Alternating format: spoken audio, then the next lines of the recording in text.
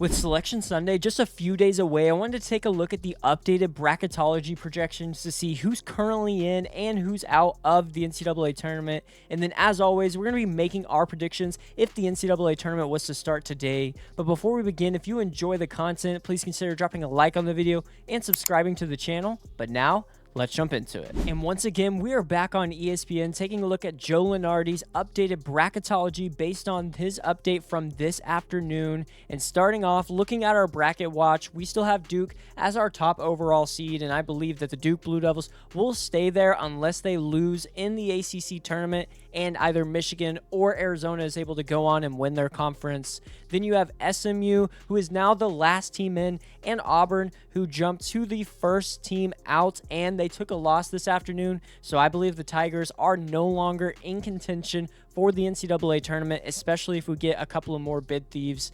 Then, taking a look at some of the movement we have, Idaho just clinched their auto bid there out of the Big Sky. You also have Duke, Michigan, and Arizona as our projected number 1 seed still, and will likely stay there even with losing in their conference tournaments if they do. You got a Northern Iowa team that won the Missouri Valley.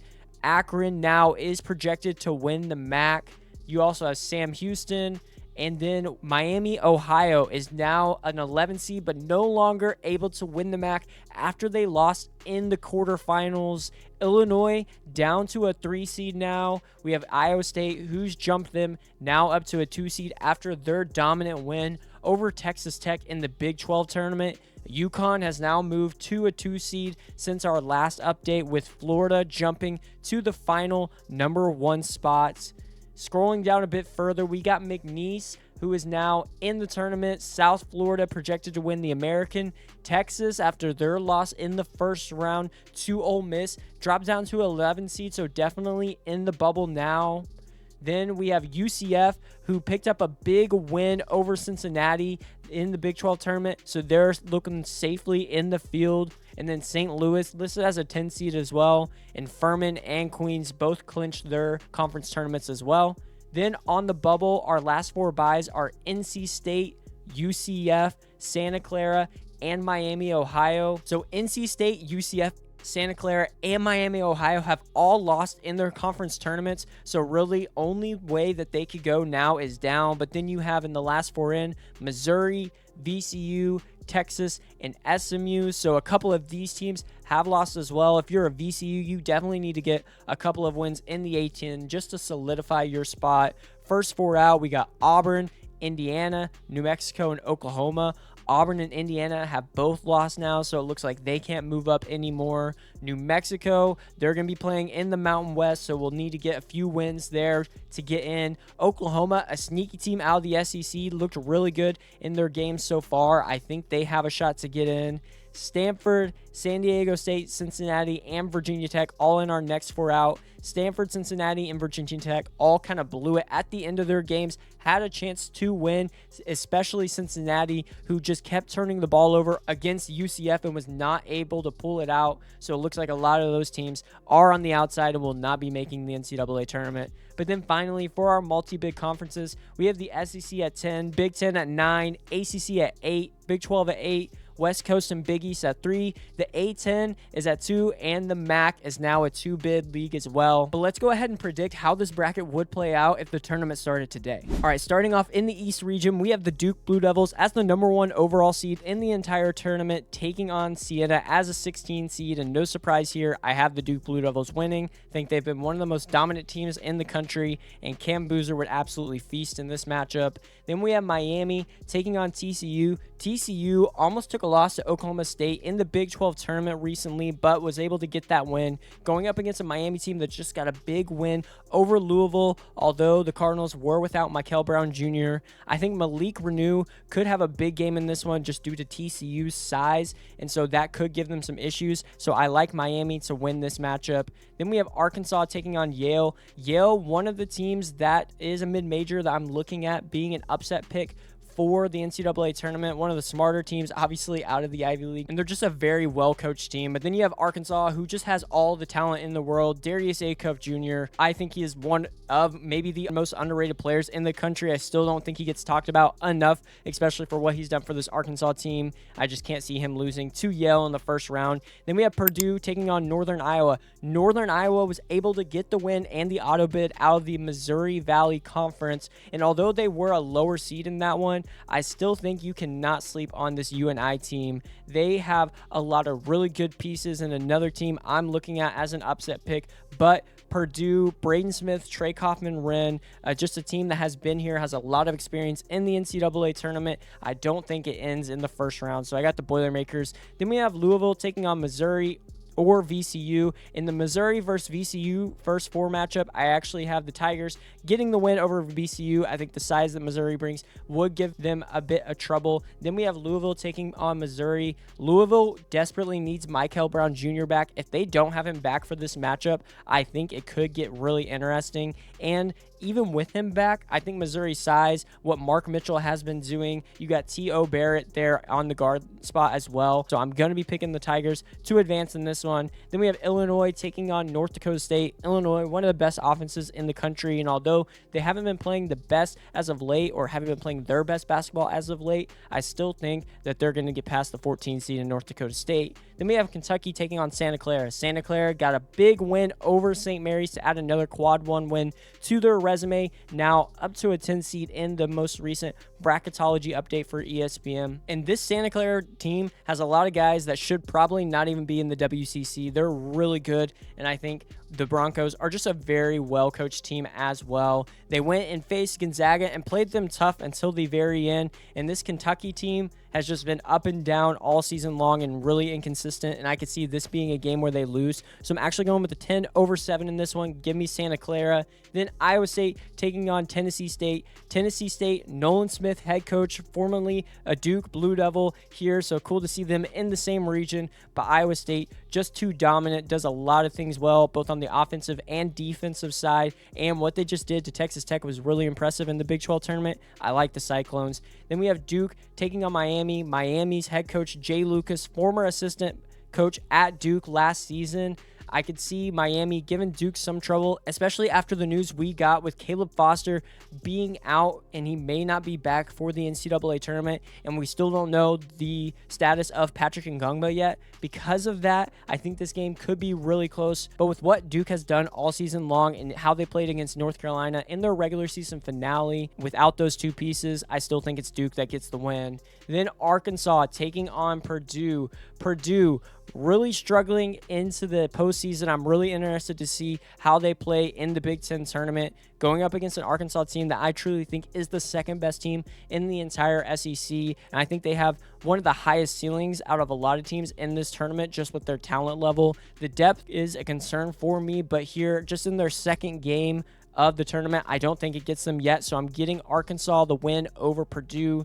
Then Missouri taking on Illinois. This could be a trap game for Illinois. I think they should definitely win over Missouri, but Missouri has beaten some really good teams like Florida this season, and although I think Missouri has a shot, I'm still going with Illinois. I think that offense is too much, and they just score more points than the Tigers are able to keep up with. Then Santa Clara taking on Iowa State. I actually think this could be a really good matchup as well, but I have been a bit higher on Iowa State than most, and I'm sticking with the Cyclones. I think the experience of Taman Lipsey, Joshua Jefferson, and Milan Momcilovic would be too much and help them get past Santa Clara. Then Duke versus Arkansas in the Sweet 16. Two of the most talented teams in the country, two great freshmen in Darius Acuff and Cameron Boozer, and I can't forget about Malik Thomas for the Razorbacks as well. But I think this Duke team is more than just Cameron Boozer. Isaiah Evans is coming on as of late. You got guys off the bench in Darren Harris and Nicholas Homenia who've been playing great. I do think that Caden Boozer can come in and be a solid replacement for Caleb Foster while he is out. And then obviously you have Malik Brown. He's one of the best backup bigs in the entire country. I'm sticking with Duke in this one.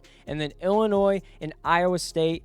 I think this would be such a good matchup, and I really hope we see it, the 2 versus the 3 seed. But I'm actually going to be sticking with Illinois. I know they've been trending in the wrong direction recently, but I do think they're going to get right in the Big Ten tournament and then make a bit of a run in the NCAA tournament. And I have them here against Duke in the Elite Eight. And although Illinois, like I mentioned, one of the better offenses in the country, I just can't pick them against the Duke Blue Devils. I have to go with Duke in this one to get to the Final Four. All right, moving down to the South region, we have the Florida Gators as the #1 overall seed, and they're taking on either Southern or Lehigh. And in that 16 seed matchup, I actually like Lehigh in this one. What I saw from them in their conference tournament was really impressive, and I think Lehigh gets past Southern into the first round of the tournament, but then they go up against Florida, who has been maybe one of the hottest teams in the entire country out of the SEC. So I'm sticking with the Gators in this one. Then Ohio State taking on Clemson. Ohio State just got a big win over Iowa in the Big Ten tournament. Bruce Thornton looked awesome. You also have a guy in the backcourt like John Mobley who could get it done on the offensive end as well. I also like Tilly, Royal for this team. Their starting 5 is actually one of the better starting 5s in the Big Ten to me, and I think they could make some noise in the NCAA tournament. I'm hoping they go on a bit of a run in the Big Ten tournament and maybe could get up to a 7 seed, but in this 8-9 matchup, I do like them a bit more than Clemson, so I have the Buckeyes advancing. Then we have St. John's taking on McNeese. McNeese back at it, even without Will Wade, and I think this would be one of the most fun matchups of the first round, just with the intensity that both of these teams play. But I do like the talent that St. John's has more with Zuby Ejiofor and Bryce Hopkins, so I have the Johnnies advancing. Then Texas Tech taking on Utah Valley. Utah Valley having a bit of drama there in the WAC. Didn't know if they were going to be playing in their conference tournament, but they are, and so they're going up against the Texas Tech Red Raiders team that's without JT Toppin, which is going to be a big storyline in the NCAA tournament. They've been able so far to weather the storm without him, have gotten some solid wins, including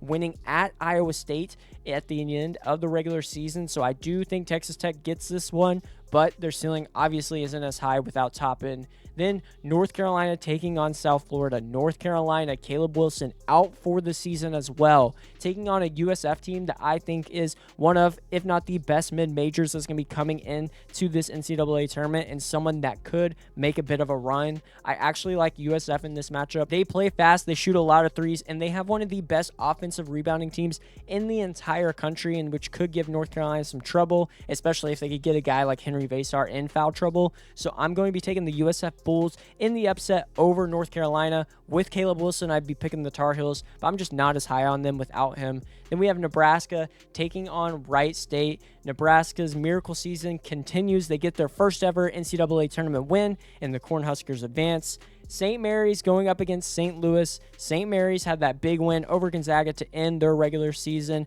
but then going into the tournament in the semifinals, they lost it to Santa Clara, so weren't able to make it to the WCC championship. Going up against the St. Louis team that's definitely trending in the wrong direction to end their season there in the A-10. Gonna need to make some moves in the A-10 tournament if they want to move up from this spot. But I'm going to be going with Mikey Lewis and Paulius Murauskas from St. Mary's. I think those two are really key for this team and big weapons, and St. Louis could have some issues with them, so I like the Gales in this one. Then Houston taking on Furman. I really liked what I saw from Furman in their conference tournament, but they're going up against a Kelvin Sampson coached team. I don't see them losing in the first round. Give me Houston. Florida and Ohio State. Like I mentioned, I want Ohio State to make a bit of a run in their conference tournament so they could get out of this spot, because I really think Ohio State could go on a run if they didn't have to face a 1 seed in the second round, because Florida is just too much, especially in that front court. Ohio State doesn't have the guys to stay with them. Give me the Gators. Then St. John's going up against Texas Tech. I think this is a game where the injury to JT Toppin could really hurt, especially with the front court that St. John's has in Zuby Ejiofor, Bryce Hopkins, and Dylan Mitchell. As long as St. John's can get some solid guard play, I think they can get the win. So I'm just going to trust that they do and give me St. John's to advance. Next is Nebraska and South Florida. And like I mentioned, this is a USF team that I think can make a run. Joseph Pinion and Wes Ennis are two guys that have made over 100 threes on the season. Then you got Isaiah Nelson, who is the American Player of the Year. This team has been awesome so far, especially to end conference play. And you got a Nebraska team that I do think is a bit vulnerable. However, they do play really good defense, and you got a sharpshooter in Bryce Samford and rink mass down low. But I think this matchup would just be two completely different styles. And if South Florida can shoot the ball really well, I like the Bulls. So I'm going to be picking another upset with USF advancing to the Sweet 16. Then we have Houston taking on St. Mary's, and St. Mary's got a big win over St. Louis in my first round matchup, but they're going up against a Houston team that's just a bit too physical for them. I think both of these teams would play great defense. It'd be a low-scoring game, but ultimately I like the talent of Kingston Flemings and Emmanuel Sharp more than what the St. Mary's team has, so give me Houston. Then Florida taking on St. John's. Rick Pitino going up against Todd Golden. I think the front court battle on this one would be really big, but when you look at the backcourts, I like what Florida has been doing recently. Boogie Flan and Urban Clavzar and Xavier Lee have been playing amazing for this team. The three-point shooting is trending in the right direction, and so I got Florida advancing to the Elite Eight. Then we have South Florida taking on Houston, and I believe this is where the Bulls' run comes to an end. Houston, just too much with what they can do on the offensive and defensive end. I think JoJo Tugler would be a really good matchup against Isaiah Nelson. And then obviously the upside that you have with Kingston Flemings, Chris Sinak, Emmanuel Sharp, and Milos Uzan. I think this team could do some good stuff on the offensive end against USF. So give me Houston. So in our elite matchup, it's the Gators taking on the Cougars, and this is a rematch of the national championship game from last season. But just like last season, I have Florida winning. I just think this front court would be too much for what Houston has, and the backcourt trending in the right direction, and with the three-point shooting numbers up month over month. Right now, Florida is the hottest team in the country, and they're really hard to pick against. All right, moving over to our next region, we have the East region, where we see Arizona as the #1 overall seed, and in their first round matchup, they're going up against Long Island. Fins up, but unfortunately for Long Island, it's Arizona. Too big, too strong, and just do way too many things well. I have them advancing. Then UCLA taking on Texas A&M. Texas A&M has been trending down as conference play has gone on. Started 7-1 in the SEC, but Buckyball just hasn't been able to get it done, but I'm interested to see what they do in the conference tournament, going up against a UCLA team that I think is trending in the right direction. Donovan Dent has been looking better, especially facilitating the ball, getting other guys involved. You got Tyler Bilodeau, Eric Daly Jr. I think the weapons on this UCLA team would be able to get past Texas A&M, and the experience would be really big in what they face in Buckyball. Then Vanderbilt going up against High Point. Vanderbilt has a guy in Tyler Tanner that is one of the best guards that we don't talk about in the country. Then you got a High Point team out of the Big South that looks like one of the better mid-majors as well. I really like what this High Point team has done recently. Last year was a big upset pick. I'm assuming they're going to be another big upset pick this season, but I'm going to be picking Vanderbilt. I do think this might be a good matchup for High Point just because Vanderbilt doesn't have the best size, but I think Tyler Tanner there at the helm is going to be able to keep up with the pressure that High Point gives him, and it's not going to bother him too much. So I'm picking the Commodores to win this one and advance. Then we have Virginia taking on Hofstra. Hofstra getting the automatic bid out of their conference, but going up against a Virginia team, with the exception of that Duke game, has looked great all season long, even in the ACC, coming in as the 2 seed in the tournament. I really like what Ryan Odom has this team doing so far, and they have really good pieces with Tice DeRitter, Chance Mallory, Malik Thomas, and all of the other guys. I think this team is destined for a good run in March, so I got Virginia advancing. Then BYU going up against Texas or SMU. In the Texas-SMU matchup, I'm going with SMU. I think they've just looked a little better recently. Texas, like I mentioned, took that bad loss to Ole Miss and could end up missing out on the tournament because of it. But going up against a BYU team where AJ DeBanza has been balling out in the Big 12 tournament, scoring a lot of points for this Cougars team. So I'm going to be sticking with BYU to get the win. I think the way they've been playing as of late, also found some key guys coming off the bench now that are contributing. I think BYU can make a bit of a run, maybe even to a second weekend this year. Then we have Gonzaga taking on UC Irvine, and I was down on Gonzaga, but then what I saw against them against Santa Clara, especially from Mario St. Superi, if he can hit shots like he did, the tandem of him and Graham Ike could be lethal for this Bulldogs team. So I'm going with Gonzaga over UC Irvine. Then we have Villanova taking on UCF. UCF impressed me a lot with how they came back against Cincinnati. I think they have some really good pieces with Themis Folks. Riley Kugel is huge in that matchup. Going up against against a Villanova team that I just haven't been as high on, but it's cool to see them back in the tournament here as the 7th seed. But I am going to be picking Johnny Dawkins and the Knights to advance. And then Michigan State going up against Queens. Michigan State has been the second best team in the Big Ten all season long. Jeremy Fears Jr. looks like one of the best point guards. And then guys like Jackson Kohler, Carson Cooper, and some of the freshmen are starting to step up for them as well and hit big shots. So I am going to be going with Michigan State in this matchup. Then we have Arizona going up against UCLA, former Pac-12 foes, now going at it, and it has to be Arizona. I just don't see how this UCLA team has the size to compete with a Koa Pete, Toby Awaka, and Mo Krivas. And then the way that Braden Burries is playing right now, I know Jaden Bradley was the Big 12 Player of the Year, but Braden Burries looks like their best player to me. And then obviously you have the X factor of Ivan Karchenkov and Anthony Del Orso. This team just has too many weapons and they're too deep. I don't think UCLA could keep up. Then Vanderbilt going up against Virginia. Like I mentioned, Virginia to me has been one of the most consistent teams in the entire country, especially in the ACC outside of that Duke game. I think Virginia is primed for a second weekend run this season, so I like them over Vanderbilt. BYU taking on Gonzaga, and in previous videos where I had this matchup, I was picking BYU, but Gonzaga showed me something winning the WCC, especially in that game against Santa Clara, so I'm going to be picking the Zags to get the win, especially if they could get Braden Huff back somehow. I think they could go on a run, but even without him, what I saw in that game against the Broncos, the Zags look like they could be back a little bit. Then we have UCF going up against Michigan State. This Michigan State defense is going to be too much for UCF. They struggled to score against Cincinnati at times, and Michigan State on the defensive end is 10 times harder. Tom Izzo has a squad that can make a run, and I'm going with Michigan State. Now for our Sweet 16, we have Arizona taking on Virginia in our first matchup, and Virginia does have some good size with Tice DeRitter, Johan Grunlow, and Onyensu, who comes off the bench, but I don't think they're going to be a match for what Arizona does. And then from the guards, Braden Burries is by far the best guard, and then I think Jaden Bradley is a close second in this matchup. And I know Arizona doesn't shoot a ton of threes, but it's just because they don't have to. They've proven that they can hit them, but they can just pound it in the paint time and time again, and then when they need to hit clutch shots from deep, they can. The Wildcats advance to the Elite Eight, and they'll be going up against either Gonzaga or Michigan State. And in this one, I think Michigan State defense has a chance to shut down this Gonzaga offense that at times can go stagnant. We saw that against St. Mary's in the second half when the Zags went on the road and took that loss, and I think that could happen against the Michigan State defense that I think is even better than what St. Mary's presents. So I got Michigan State advancing. So we have Arizona and Michigan State in our Elite Eight final, and in this matchup, I think it's going to be such a good game. Best point guard in the matchup, Jeremy Fears Jr. That's who I trust more. That's who I trust to have the ball in his hands. And with the other guys starting to progress more and more throughout the season, I like what I've seen. You also have Cohen Carr, who could be a big in this matchup just with his physicality. And then the bigs of Carson Cooper and Jackson Kohler, they might be able to stop this Arizona lineup.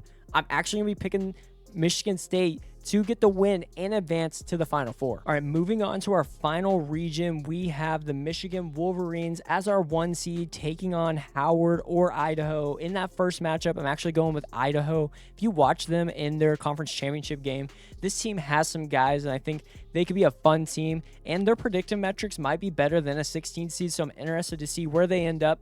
But obviously, in this first matchup between Michigan and Idaho, I'm taking the Wolverines. Just too dominant and too big, and this Idaho team doesn't stand a chance. Then you got Utah State going up against Iowa. Iowa just lost in the Big Ten tournament to Ohio State, one of the teams that I think is trending in the right direction, though. You got a guy in Bennett Sturts who is a playmaker and can do a lot of things for this team. Going up against Utah State out of the Mountain West, Mason Falslev really like this team, but I'm going to be picking Iowa. I trust Bennett Sturts and Ben McCollum a bit more. They've done it before last season with Drake getting a win in the first round. I think they do with Iowa. Then we have Tennessee going up against Akron. Akron now projected to win the MAC tournament after Miami, Ohio lost in the quarterfinals, going up against a Tennessee team that just knocked off Auburn and probably ended their chances of making it to the NCAA tournament. Nate Ament is back. Looks like he's playing. You also got Jacoby Gillespie. The size of this Tennessee does give me a bit of pause for the Akron upset, but for Akron, you got Amani Lyles, who's a really good big. You also had Tavari Johnson, who probably should have been the MAC player of the year, although it went to Peter Suter out of Miami, Ohio. So I am sticking with Tennessee in this one, but Akron does intrigue me in this matchup, and if it did happen, I'd probably have to look into it more because I might be picking the Zips. Then we have Kansas taking on Sam Houston. Kansas, with Darren Peterson starting to trend in the right direction. This team has been a roller coaster all season long, but with what I've seen from this team, especially when they hit their ceiling as a group with Darren Peterson in the lineup, it's elite, and so I have to believe that they can get this win over Sam Houston. Wisconsin going up against Miami, Ohio. Miami, Ohio's perfect season has come to an end with their loss in the quarterfinals. They're now 31-1, and I do believe they deserve to be in the tournament. Anyone that can go perfect through the regular season, no matter what your schedule is, deserves to make it to March Madness and have a chance. But they're going up against a Wisconsin team that's one of the best backcourts in the country in John Blockwell and Nick Boyd. You also have a big in Nolan Winter, and then a guy like Austin Rapp on the wing. I think Wisconsin has too many guys, and their size could hurt Miami, Ohio. But that backcourt especially, I don't know how Miami, Ohio is going to defend it. So give me Wisconsin. Then Alabama and Troy. Troy winning their conference, knocking off Georgia Southern, who was going on a miracle run there in the Sun Belt. But you have Alabama now as a 3 seed in the NCAA tournament, a 2 seed in the SEC tournament. LeBaron Philon and co. has a lot of really good players on this roster. The backcourt of LeBaron Philon, Aiden Holloway, and Latrell Reitzel has been huge for this team as of late. They can shoot the ball extremely well. The front court scares me a bit, but it doesn't scare me against this Troy team. I got the Crimson Tide advancing. Then we have Georgia going up against NC State. Georgia was able to beat Alabama near the end of the regular season, so they turned their season around as they were starting to slow down. But going up against an NC State team and Darion Williams that probably hasn't been as good as I thought. I thought Will Wade's squad would be a little better, but I am going to be sticking with NC State. I do think they have more talent than Georgia, and I do believe they can score, but it's all going to be about that defense. Can they slow down Georgia just a bit,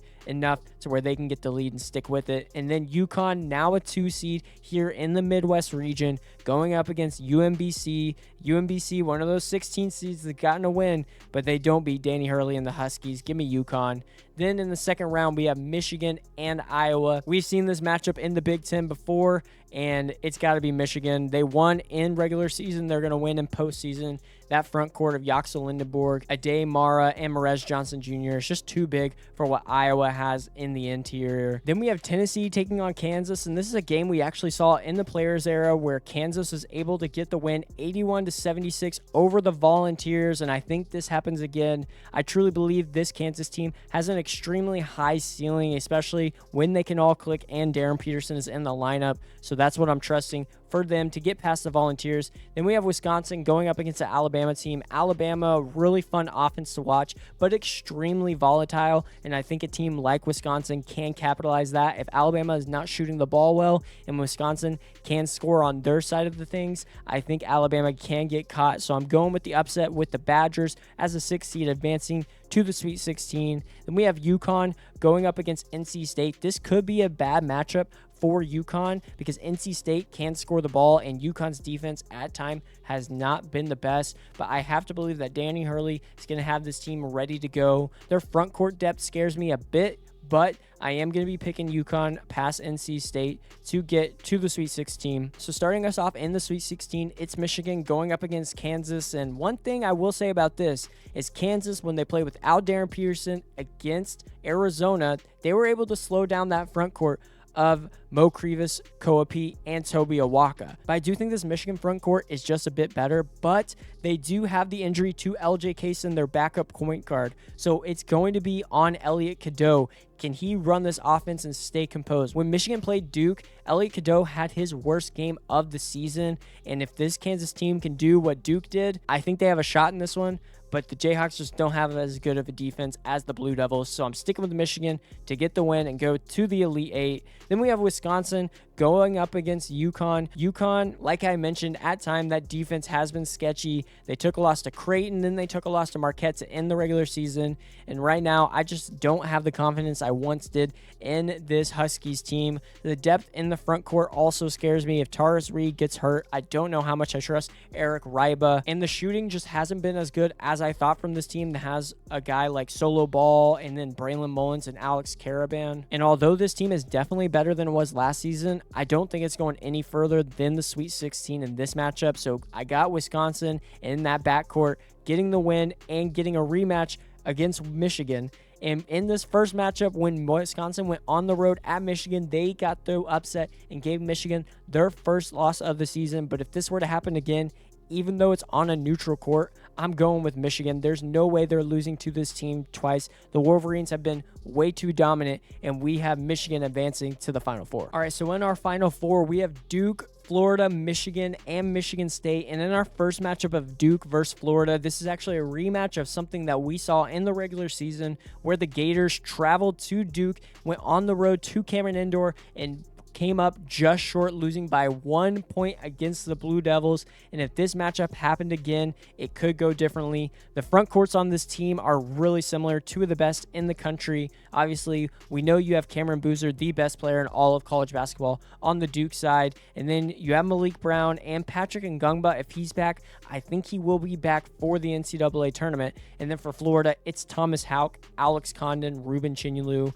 Houck, we know what he is. He's the best player on this Florida team. But Alex Condon and Ruben Chinyelu have taken their game to the next level recently. And then in the backcourt for Duke, I don't know if Caleb Foster is going to go, so it's probably going to be Caden Boozer and Isaiah Evans, and they're going up against a backcourt of Xavier Lee and Boogie Flan, who have just continually got better throughout the season. And with this rematch happening, I do think just with the way that Florida has been playing and their trend right now going up and up with each and every game, the shooting getting better, the backcourt play getting more consistent, and this team overall just feeling like it did last season, I'm actually going to be giving Florida the win and the edge in their second matchup, and they advance to the championship game where they're taking on either Michigan or Michigan State. And this would be a rematch for the third time of the rivals. Michigan and both were able to get double-digit wins, although I will say they did pull away late, especially in the second one. And although it is hard to beat a team 3 times in one season, I just think with the dominance that Michigan has showed, they do it here. The front court has proven to be too much for the Spartans, and although the edge in the backcourt is definitely with Jeremy Fears, I think Elliot Cadeau can do enough. Also, you have a guy like Trey McKinney who's going to be an X factor for this Wolverines team. If he comes off the bench and is hitting shots like he has been, I think Michigan can just go to even that next level. So I have the Wolverines advancing over Michigan State. And so for our championship game, we have Florida going up against Michigan, and both of these teams are extremely experienced with a lot of guys that are upperclassmen. But the deciding factor for me in this one is actually going to come down to the backcourt. And although from what we saw early in the season, this might sound crazy to say, I just trust this Florida backcourt more than I do Elliot Cadeau and Michigan. And the trend that I've seen from this team time and time again over the season has just been incredible, and Todd Golden has done a masterclass in coaching this team up. And I just think Florida has what it takes to win back-to-back national championships. So give me the Gators to come in and win March Madness. But that wraps it up for this video. Let me know your thoughts on the Bracketology update and who would you have winning it all and in your Final Four. Also, if you enjoyed the content, don't forget to drop a like on the video and subscribe to the channel, and stay tuned for more March Madness content, and I'll see you in the next one.